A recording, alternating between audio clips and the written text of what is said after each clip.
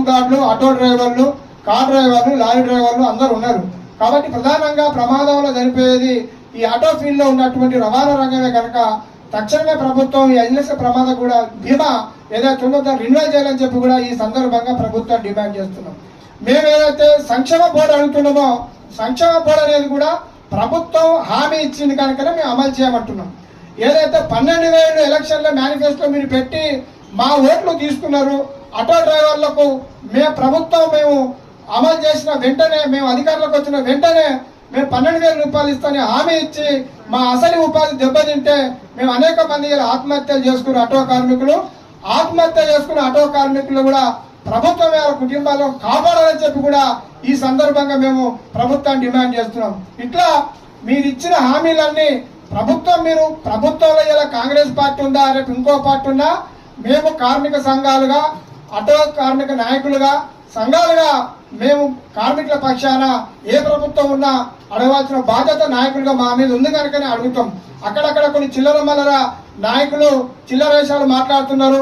గత ప్రభుత్వం ఏం చేసింది, ఇప్పుడు మీరే అడుగుతున్నారంటే గత ప్రభుత్వం అయినా ఏ ప్రభుత్వం అయినా అధికారంలో ఎవరుంటే ఎవరు మాటిస్తే వాళ్ళను సంఘ నాయకులుగా అడిగే బాధ్యత మా పైన ఉంది. అనేక సందర్భంలో కొట్లాడి ఇప్పించిన బాధ్యత మా మీద ఉంది. ఇలా పర్మనెంట్లీ అని అడిగింది కూడా ఇక్కడ కూర్చున్నటువంటి నాయకులమే అడిగినాం, ఇక్కడ కూర్చున్న సంఘాలే అడిగినాం.